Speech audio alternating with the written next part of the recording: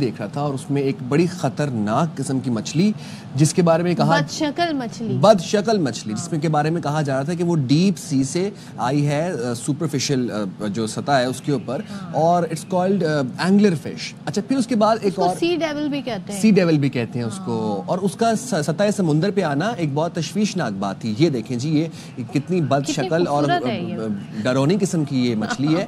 اچھا پھر اس کے بعد صدف دنیا کے کسی ایک اور پارٹ کے اندر ایک اور مچھلی جو ہے وہ شور پہ آئی, یہ والی مچھلی جس کا نام تھا ڈومسڈے فش. اس کو کہا جاتا ہے ڈومسڈے فش. ڈومسڈے مینس بالکل جو روزہ تباہی کا دن جو ہوتا ہے, آخرت والا دن, اس دن یہ مچھلی پتہ نہیں کہ کیوں کہتے ہیں اس کو ڈومسڈے فش, یہ تو بھی ہم جانیں گے, پروگرام اس پہ آگے سے بات کریں گے. لیکن سمتھنگ از ہیپننگ کیونکہ اینگلر فش جو ہے وہ بالکل ڈیپ سی میں ہوتی ہے, یعنی کہ جہاں پر روشنی بھی نہیں پہنچ سکتی وہاں پر یہ گزارا کرتی ہے. اور تقریباً اس کی 200 اسپیشیز ابھی دنیا میں موجود ہے, لیکن اس کا اتنا سطح سمندر کے اوپر آ جانا یہ بڑا حیران کن ہے. اور اس کے دانت جو ہے نا وہ باہر کو نکلے ہوتے ہیں, اور جس طرح مچھلی پکڑنے کے لیے راڈ ڈالتے ہیں نا, اسی طرح اس کے سر پہ بھی ایک راڈ نکلی ہوئی ہوتی ہے, اور عجیب و غریب حیت ہے اس کی. تو یہ اس طرح کی مخلوقات نظر آنا یہ کیا انڈیکیشن ہے؟ بالکل اس حوالے سے بات کر لیں گے. جی ہمارے ساتھ موجود ہیں اسٹوڈیو میں معظم Khan, who's a technical advisor with WWF. Sir, thank you very much for joining us in the studio.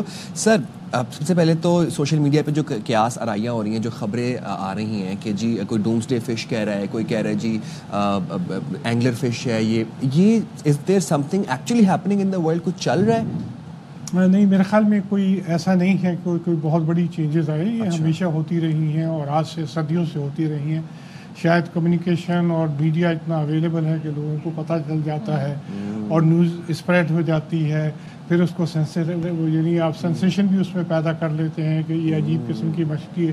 یہ مچھلی آج سے 200 سال پہلے بھی نون تھی, سمندر کے کنارے بھی آ جاتی ہے. لیکن سمندر میں گہرائی میں پائی جانے والی مچھلیاں ایک خاص فنومنا ہے کہ اگر کوئی ایسی صورتحال پیدا ہو کہ کوئی کرنٹ اس طرح ہو تو اچانک اوپر آ سکتی ہے, ورنہ جتنا پریشر وہاں پہ ہوتا ہے یہ اینیمل اوپر سروائیو نہیں کر سکتے. اسی طرح جو سطح سمندر کے جانور ہیں وہ گہرائی میں سروائیو نہیں کر سکتے. اتنا ہائیڈروسٹیٹک پریشر ہوتا ہے, سوائے چند ڈیپ ڈائیونگ ویل یا ڈولفن کی قسمیں ہیں جو کہ گہرائی تک جا سکتی ہیں. اسی طرح گہرائی میں پائے جانے والے اینیمل اگر اوپر سرفیس پہ ہیں تو فوراً مر جاتے ہیں, ان کا جسم رپچر ہو جاتا ہے. بہت کم ایسے اینیمل ہیں جو اس طرح سے. لیکن یہ جو اتنے کہتے ہیں نا سطح سمندر کے اوپر آ جانا, جو کہ اتنی گہرائی میں رہنے والے, اس کی کوئی ہم یہ سوچیں کہ ہماری جو میرین حیات ہے اس کو کوئی خطرہ ہے, پولیوشن ہے, کیا ایکو سسٹم وہاں کا ڈسٹرب ہے, کیا؟ میرے خیال میں ایسا کچھ بھی نہیں ہے جو کوئی پریشان ہو رہی ہے. یہ قدرتی نیچرل فنامنا ہے جو گہرائی میں, سمندر اسٹیٹک باڈی نہیں ہے. سمندر میں بہت قسم کی لہریں چلتی ہیں, پانی کے موومنٹ ہیں, ٹائڈز ہیں, ویوز ہیں, انڈر واٹر کرنٹس ہیں, سرفیس کرنٹس ہیں. تو ان کے کمبینیشن بعض جگہ, اور جیسے ہم ایڈیز ہوتی ہیں یا سائیکلونز ہوتے ہیں, اس طرح سمندر کے اندر بھی ہوتے ہیں. تو یہ اینیملز ان قسم کی چیزوں میں پھنس کر اوپر آ جانا, ایک جگہ سے دوسری جگہ چلے جانا, یا کسی ایسی چیز, ریئر چیز کا جس کو کبھی نہیں دیکھا ہے وہ آپ کے علاقے میں نظر آنے لگے, تو یہ ایسی چیزیں ہوتی رہتی ہیں. اور بہت ساری چیزیں ہیں اس قسم کی ہوئی ہیں جس میں بہت ساری گہرائی میں پائے جانے والے اینیملز, ایون پاکستانی کوسٹ پہ بھی ہمیں بہت دفعہ ایسے اینیملز ملی ہیں جو کافی گہرائی پہ ملتے ہیں. تو سر اس کی وجہ یہ ہو سکتی ہے کہ جو ماحولیاتی جو چینجز آ رہے ہیں وہ سمندر کی ایکو سسٹم کو کسی طریقے سے افیکٹ کر رہے ہیں اور اس کو ڈسٹرب کر رہے ہیں, یا آپ یہ کہہ رہے ہیں کہ یہ اٹس اوکے, یہ ایک نیچرل چیز تھی, وہ بس سطح سمندر سے وہ سطح سمندر پہ آ گئی وہ ڈیپتھ سے؟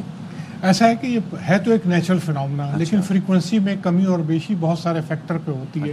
خاص طور پہ انسان نے ماحول پہ خاصا افیکٹ کرنا شروع کیا. کلائمیٹ چینج اس کی ایک واضح مثال ہے. تو بہت سارے اینیمل صرف کلائمیٹ چینج کی وجہ سے اور انسان نے جو ماحول کو ڈسٹرب کیا ہے اس میں ایڈجسٹمنٹ کی وجہ سے اب نظر آتے ہیں جو پہلے نظر نہیں آتے ہیں. مثلا پاکستان آج کل ایک مچھلی ایکسپورٹ کر رہا ہے جو کہ پہلے میوزیمز میں ملا کرتی تھی, کا دکا دنیا میں موجود تھے, اور اب ہم ہیوج کوانٹٹی میں کر رہے ہیں. اس کو مونوکولم بریم کہتے ہیں. یہ مچھلی وائٹ پامفلیٹ سے زیادہ کی قیمت رہتی ہے, لیکن پہلے ایسا تھا کہ میرے خیال میں پہلے 50 سال پہلے اس کا ایک اسپیسیمن ملنا ایک حیران کن بات ہوتی تھی, اور اب کمرشل کوانٹٹی میں پکڑی جا رہی ہے.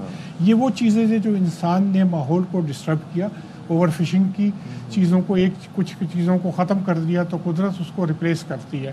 تو ایسی بہت ساری مچھلی یا جانوروں کی اسپیشیز اب ملنے لگی ہیں جو کہ پہلے شاذر و نادر ملا کرتی تھی, اور بہت ساری اقسام ختم ہو گئی مکمل طور پہ, اب نظر بھی نہیں آتی, جو بہت بڑی تعداد میں ملتی تھی. یہ ساری اس میں انسان کا یقیناً رول ہے, لیکن بعض فینومنا اتنے بڑے لیول کے ہوتے ہیں جیسے سمندر کی تہہ سے کسی کا آنا, جس کو انسان انفلوئنس نہیں کر سکتا, کیونکہ وہ بہت بڑے اسکیل پہ چیز ہے. آپ سوچیے کہ سمندر میں ہم پانی میں 300 فٹ سے زیادہ گہرائی تک انسان جا نہیں سکتا ہے, کیونکہ اس کا جسم برسٹ ہو جائے گا. تو یہ ساری چیزیں قدرت کا فینومنا ہے. جیسے ابھی ویل کا مرنا تسمانیہ میں, لیکن آج سے ایگزیکٹلی 16 سال پہلے آج ہی کے دن یعنی 6 مارچ کے دن 2009 میں 250 ڈولفنس گڈانی کے ساحل پر آ گئی تھی.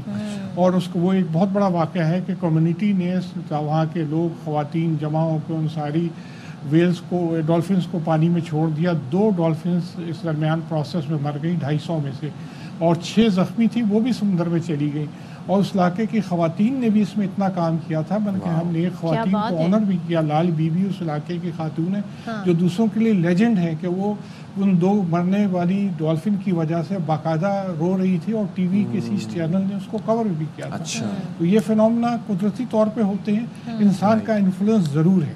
آپ نے کہا انسان کا انفلوئنس ضرور ہے, اب لیکن ظاہر ہے ہمیں بہت کچھ کرنے کی بھی ضرورت ہے. کلائمیٹ چینج کے ساتھ ساتھ جو ہم آلودگی پھیلا رہے ہیں, فیکٹریوں کا فضلہ, یہ جو ہمارے سمندر میں جا کے چیزیں کیمیکلز گرتے ہیں, یہ بھی خطرناک ہے. Thank you so much.